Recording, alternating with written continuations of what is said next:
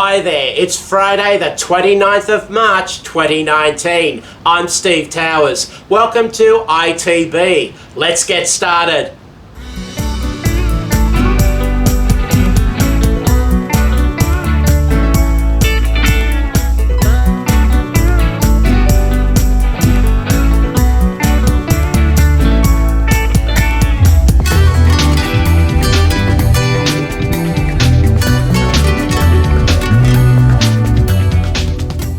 In France, a private sector economic impact assessment has given an unfavourable view of the proposed digital services tax. The report was written by Taj, the French tax and legal firm in the Deloitte network, and it was commissioned by the Computer and Communications Industry Association. Let me quote from the executive summary. The increased tax burden will mostly be borne by consumers and businesses that use digital marketplaces, not large tech companies. We expect the large internet companies to pass on the increased tax burden. This will result in higher prices for consumer goods and a reduced profit for businesses using digital platforms. According to our calculations, the total additional tax burden will be roughly 570 million euros in 2019, almost 50% more than the tax revenue raised. Approximately 55% of the total tax burden will be borne by consumers, 40% by businesses that use digital platforms, and only 5% by the large internet companies targeted. For a copy of this report, please go to our website or app. In Chile, the government announced this week that it has dropped plans for a 10% digital services tax, which was originally announced last year. Instead, the government is now considering the imposition of VAT on inbound digital services, which of course is something that many countries already do. The standard VAT rate of 19% would apply.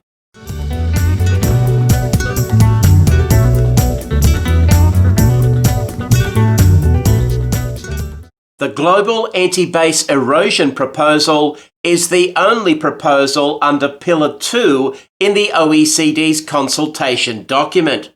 You'll remember that at the recent consultation meeting in Paris, all private sector speakers expressed caution with this proposal.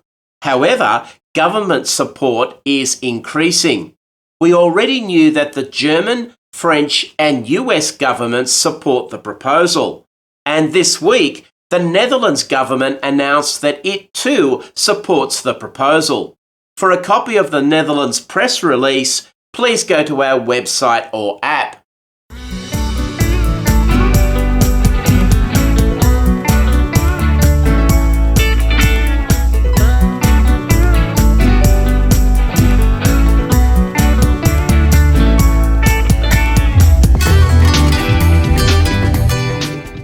At last week's fifth meeting of the Global Forum on VAT in Melbourne, the OECD released a report called The Role of Digital Platforms in the Collection of VAT GST on Online Sales.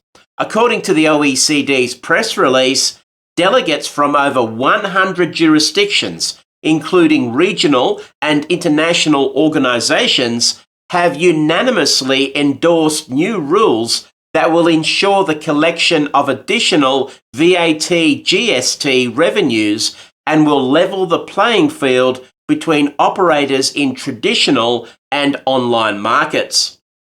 The report focuses on so-called multi-sided platforms, which it calls digital platforms.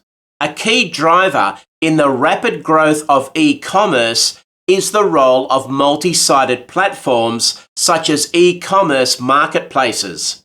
Multi-sided platforms are platforms that enable, by electronic means, direct interactions between two or more customers or participant groups, typically buyers and sellers, with two key characteristics.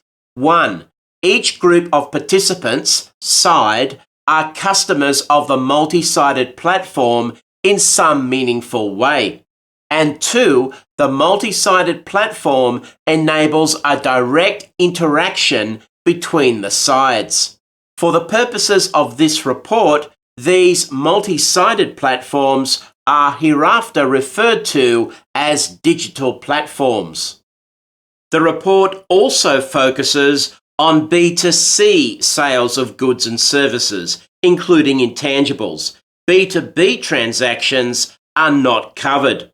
The report says this: it is mainly the growth in international online B2C trade, both in volume and in numbers of participants, which has created the most pressing challenges for VAT GST collection.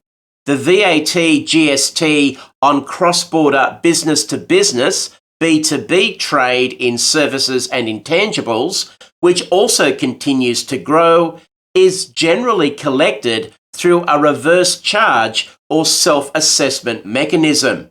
These self-assessment mechanisms generally work well in a B2B context. However, they are largely ineffectual in a B2C context, and this is becoming more and more relevant in light of the exploding B2C online trade.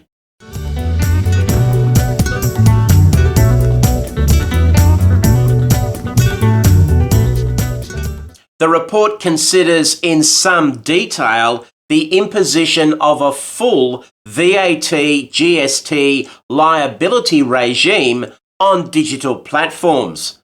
It says this: under the full VAT GST liability regime, the digital platform is designated by law as the supplier for VAT GST liability purposes. Under this regime, the digital platform is solely and fully liable for assessing, collecting, and remitting the VAT GST on the online sales that go through the platform to the tax authorities in the jurisdiction of taxation, in line with the VAT GST legislation of that jurisdiction. This liability regime is limited to VAT GST obligations only. It does not deal with any other liability aspects for digital platforms beyond VAT GST, such as, for instance, product liability. The report gives this simplified example with a few modifications by me. Item 1 is an online sale by a supplier, who is called the underlying supplier, through a digital platform to a customer in the jurisdiction of taxation. Item 2A is the deemed supply by the digital platform to the customer. This deemed supply makes the digital platform fully liable for the VAT GST on the sale. As a consequence of the deemed supply, the underlying supplier is, in principle, relieved from any VAT GST liability on the sale to the customer in order to avoid double taxation. Also, in order to avoid a break in the chain, as shown at item 2B, the underlying supplier can be deemed to supply directly to the digital platform, and that could possibly be a zero-rated supply. Item 3 indicates that there would be no impact on the right of the underlying supplier to deduct the associated input VAT GST deduction. Item 4 is the payment by the customer, which would be made either to the digital platform or to the underlying supplier. If the payment is made to the digital platform, then the digital platform will remit the VAT GST component to the tax authority and then remit the balance to the underlying supplier. if the payment is made to the underlying supplier, the digital platform will need to recover the VAT GST component from the underlying supplier in order to remit it to the tax authority. And item 5 emphasises that the digital platform is fully and solely liable for assessing, collecting and remitting the VAT GST due on the sale, and for any other related VAT GST compliance obligations in the jurisdiction of taxation. The report provides this justification for introducing this regime. It is recognised that the primary policy motivation for tax authorities to consider introducing a full VAT GST liability regime for digital platforms is to reduce the costs and risks of administering, policing and collecting VAT GST on the ever-increasing volumes of online sales by drawing on the relatively limited number of platforms at this time that facilitate large shares of online sales and that are capable of complying with the VAT GST obligations in respect of these sales. These administrative costs and risks are likely to be significantly lower than in a scenario where taxes would need to be collected on individual sales from the large number, potentially millions, of underlying suppliers. At the same time, such a regime could potentially reduce the compliance costs for the underlying suppliers, who are likely to face multi-jurisdictional obligations. So, it sounds like everyone will save costs, except, of course, the digital platforms, which will become unpaid tax collectors. Interestingly, there's not a single reference in the whole report to the idea that the tax authorities might make a financial contribution to the digital platforms.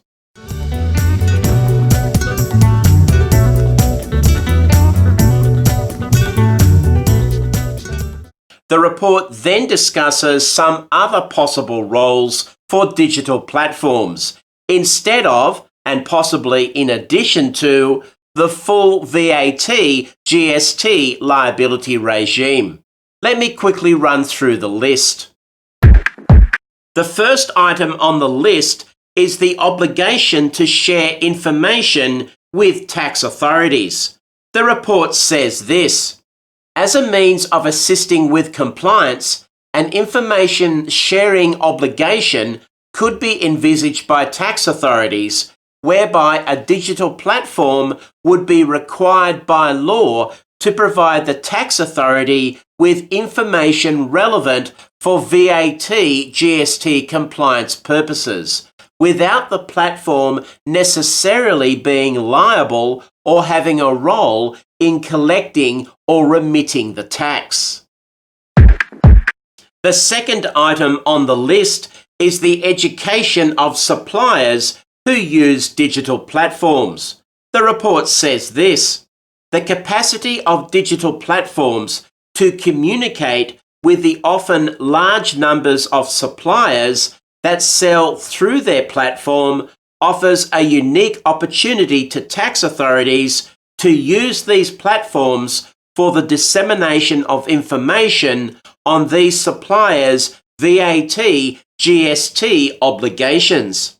This could include the provision and dissemination of guidelines, direct messages concerning notification of changes in obligations, the organisation of webinars, and advice from tax authorities via a platform's community forum. The third item is called formal cooperation agreements. The report says a further option is to enter into formal agreements with digital platforms based on the cooperative compliance concept. Such agreements are essentially multifaceted. in that they can combine a variety of measures and approaches to involve digital platforms in maximising VAT, GST compliance levels in online sales. This would typically include information sharing, periodic and spontaneous, and education, including using the platform as a conduit to communicate with underlying suppliers on compliance obligations, etc., as well as alerting the tax authorities and platforms to instances of fraud and responding quickly to notifications by a tax authority where underlying suppliers are found to be in breach of their VAT, GST obligations. And the fourth and final item on the list is called platforms acting as a voluntary intermediary. The report says this: tax authorities could consider allowing platforms to act voluntarily as a third-party service provider on behalf of underlying suppliers. This could notably be relevant in cases where a platform is considered liable for certain supplies but not for others. This provision could benefit the efficiency of compliance for both the platform and the underlying supplier.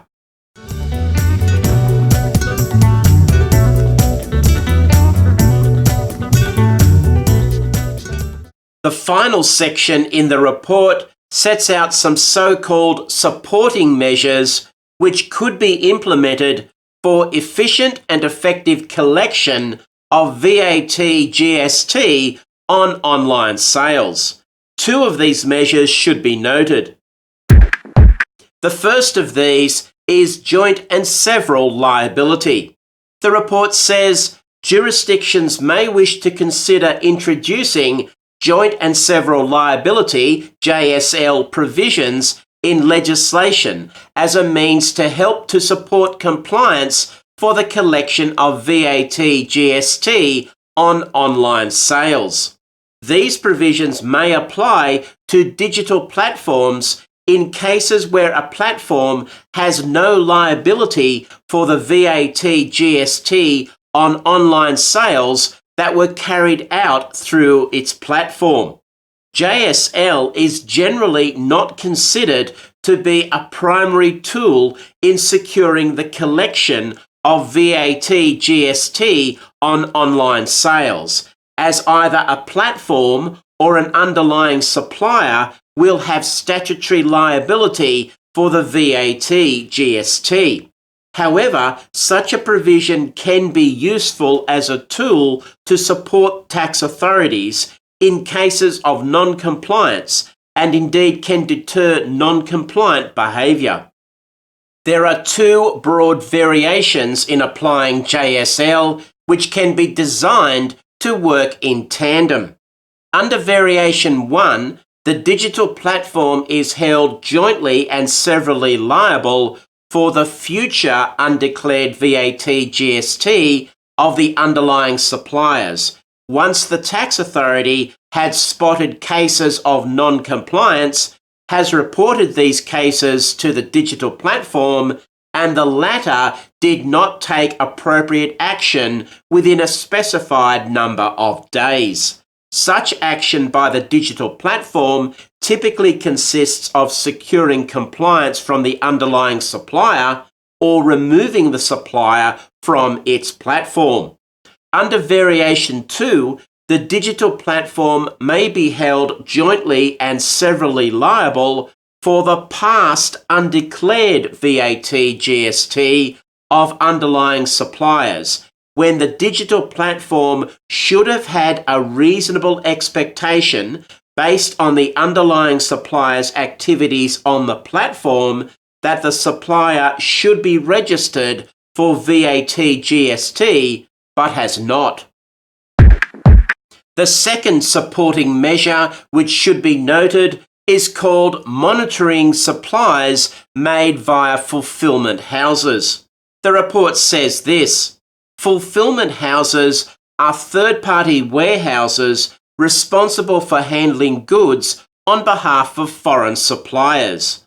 These are now commonly used by business for the distribution of their products, that is, receiving, processing and delivery services, especially in the cross-border context.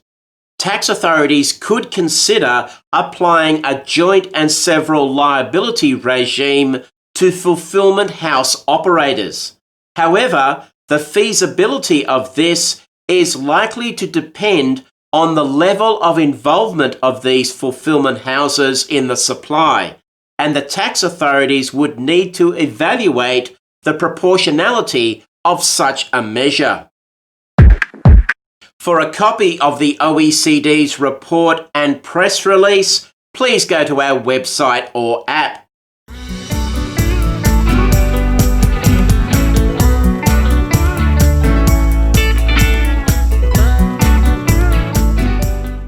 A civil society group called Global Financial Integrity has issued a report which asserts that in every one of the 50 US states, it's easier to incorporate an anonymous shell company than obtain a library card. If you'd like to read the report, you can find it at our website or app. This week, the OECD's Forum on Tax Administration met in Chile, and at the meeting, the second round of ICAP, the International Compliance Assurance Program, was launched. ICAP is a voluntary pilot program which is designed to give multinationals tax certainty. ICAP 2.0 has 17 members, up from the 8 members in the first round. As part of the launch, a document called Pilot Handbook 2.0 was released. For your copy, please go to our website or app. The OECD has released a report called The Sharing and Gig Economy: Effective Taxation of Platform Sellers. To read the report, please go to our website or app. And the OECD has published a working paper, please excuse the pun, called Taxation and the Future of Work. For your copy, please go to our website or app.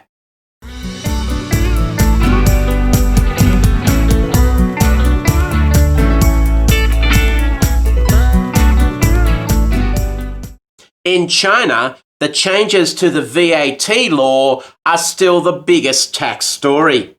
The changes are scheduled to commence this coming Monday, the 1st of April. And no, China doesn't recognise April Fool's Day. The headline changes are the amendments to the VAT rates. The 16% rate will become 13%, and the 10% rate will become 9%. I've told you about these changes in earlier ITB videos. But let me quickly run through the other important VAT changes which will start on Monday. Under the current VAT system in China, it's not possible to obtain a VAT refund if input tax credits exceed output tax, except in regard to zero-rated exports. Instead, the excess input tax credits must be carried forward for future use against output tax. That will now change on a trial basis from the 1st of April. Subject to conditions, a VAT input tax credit balance which is accumulated over 6 months commencing on or after the 1st of April 2019 and which exceeds 500,000 RMB will entitle the taxpayer to a refund. Importantly, it's only the credit balance which accumulates from the 1st of April 2019 which qualifies. Existing credit balances must be carried forward under the current rules. Also, the amount refunded is capped at 60% of the qualifying credit balance. For certain industries and subject to conditions, input tax credits will be increased by 10% for the period from the 1st of April 2019 to the 31st of December 2021. The qualifying industries are postal services, telecommunications services, so-called modern services, which covers items such as R&D, technical services, IT services, logistics services, leasing, radio, film and TV services, and several others, and so-called lifestyle services, which covers items such as education and healthcare, food and beverage, accommodation services, and several others. And the other change which should be noted is that input tax credits for purchases of real estate and projects under construction will be given up front instead of over a 2-year period, which is the treatment under current rules. Well, India and the US have this week signed the agreement for the exchange of CBC reports, which I mentioned in last week's ITB.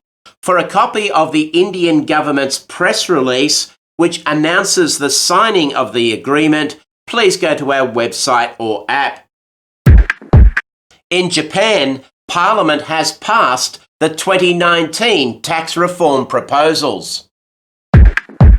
In Korea, the government has announced rate reductions for stock transaction tax to be effective in June.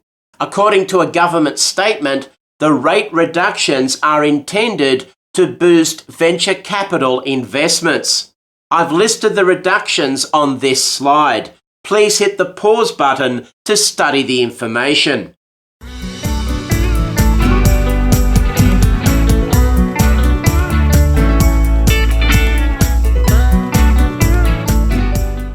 The EU Parliament has voted by a significant majority to adopt the report of the Tax 3 Committee. The report deals with financial crimes, tax evasion and tax avoidance. 2 items in the report caught my eye. Firstly, the report identifies 5 EU member states as EU tax havens: Cyprus, Ireland, Luxembourg, Malta and the Netherlands.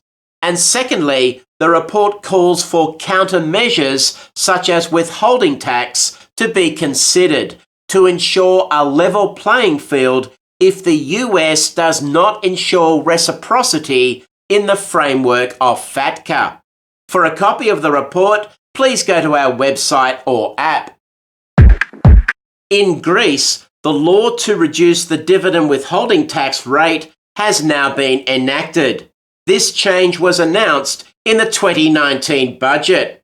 The withholding tax rate is reduced from 15% to 10%, effective for dividends paid on or after the 1st of January 2019.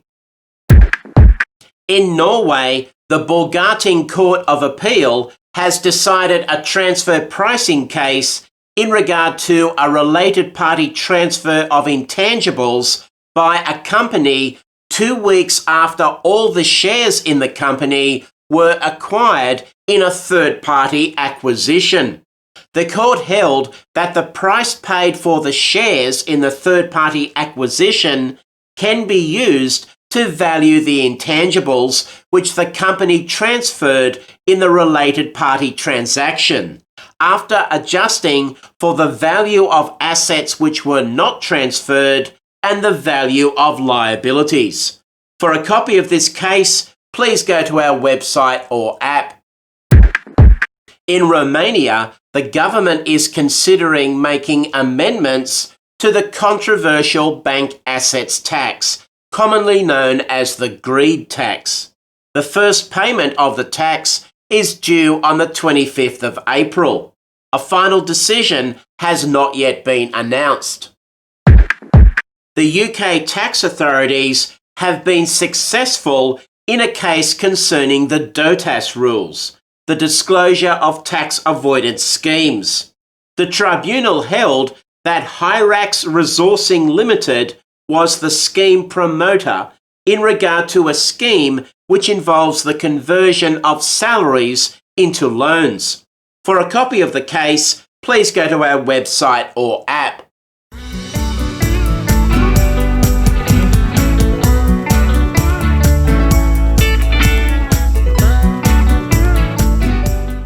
The UN Economic Commission for Africa has released a report called 2019 Economic Report on Africa. The report has a number of chapters on tax issues impacting Africa. In particular, Chapter 6, which is called Multinational Corporations, Tax Avoidance and Evasion, and Natural Resources Management. For your copy of the report, please go to our website or app.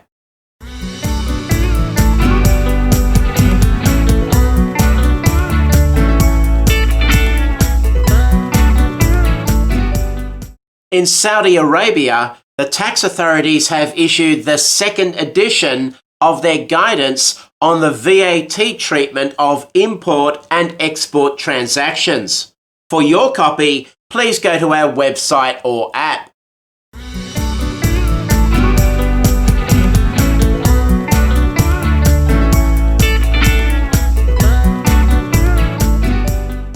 In Argentina, the government has published a decree which both extends and amends the tax credit incentive for manufacturers of specific capital goods.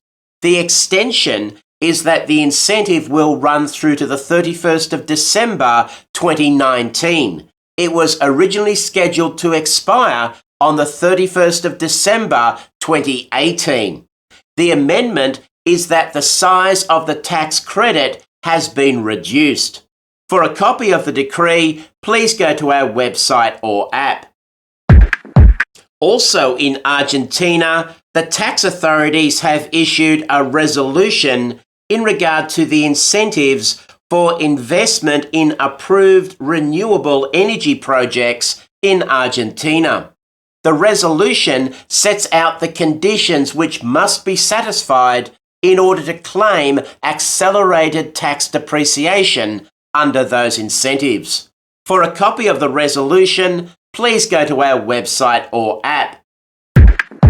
In Bermuda, several tax rates have been increased. In particular, the financial services tax rate for banks, the financial services tax rate for domestic insurers, and the foreign currency purchase tax rate.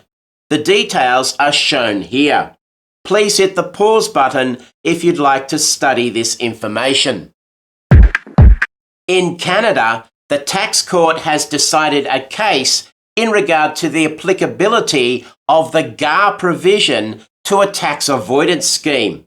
And interestingly, the court held that GAR did apply on the basis that the particular scheme was abusive. If you're interested in GAR provisions, you should read this case. You can find a copy at our website or app.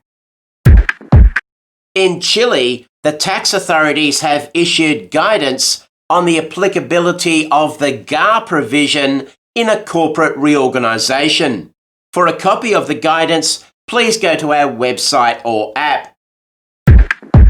And in the US, the IRS has released its annual report on its advanced pricing and mutual agreement program. For a copy of the report, please go to our website or app.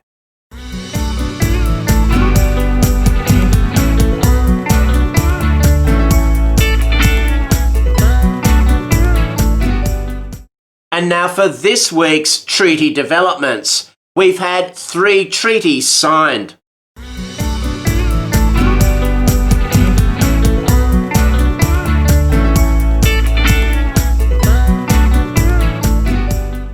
I have 2 articles for you this week.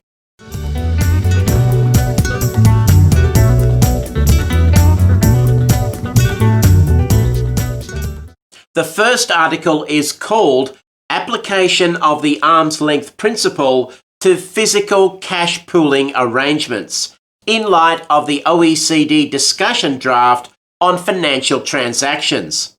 It's written by Alexander Huller and Vikram Chand, and it's published in the Intertax Journal. The authors make a very interesting comment at the start of their article.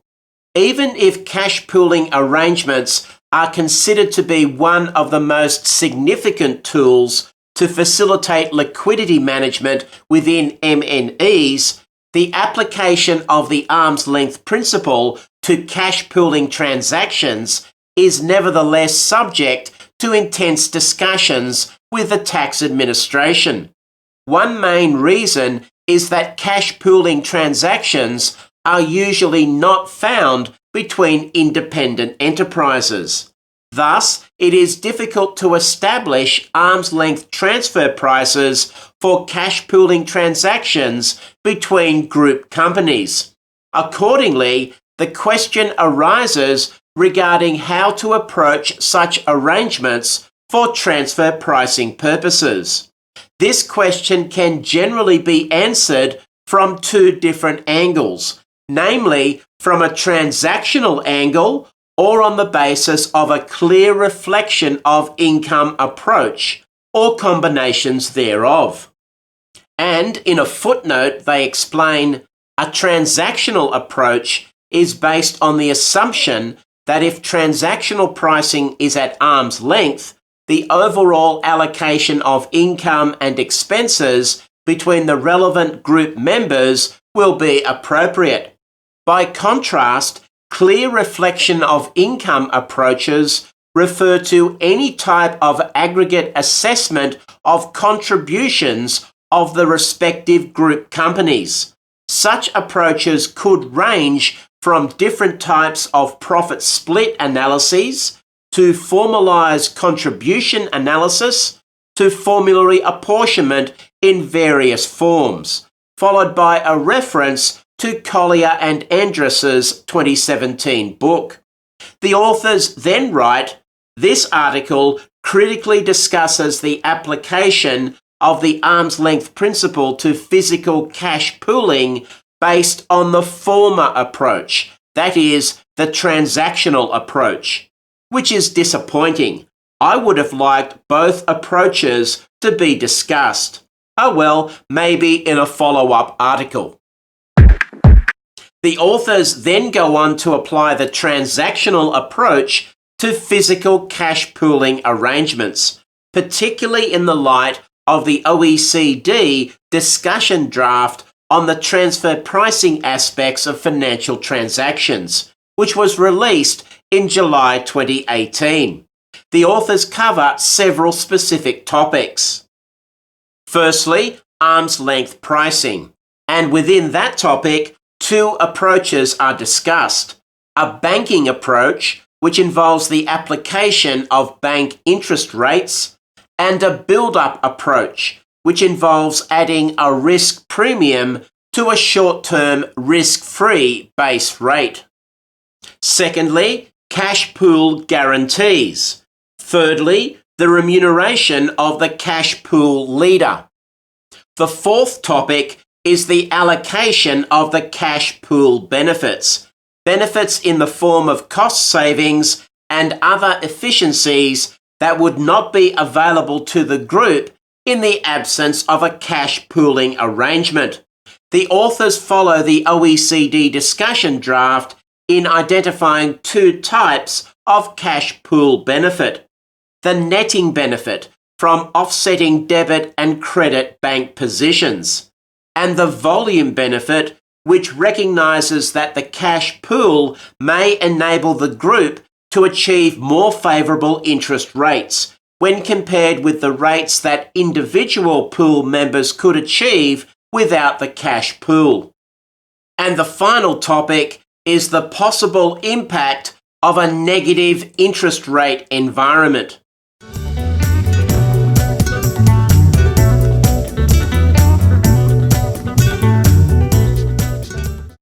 The second article is called Online Platforms, a Marketplace for Tax Fraud. It's written by ECJM Vanderhel Van Dyke and M.A. Griffian, and it's published in the Intertax Journal. For those of you who want to know more about the topic of online platforms and VAT compliance after reading the OECD's report, then this article is for you. Although I should note that it was originally published in Dutch in June 2018, but only now published in English.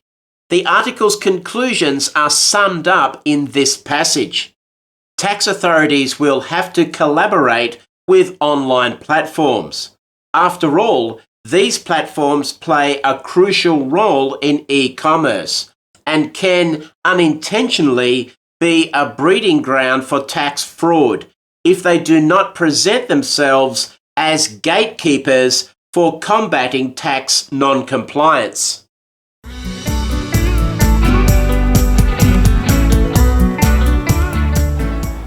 Well, that's the way it is this Friday, the 29th of March, 2019.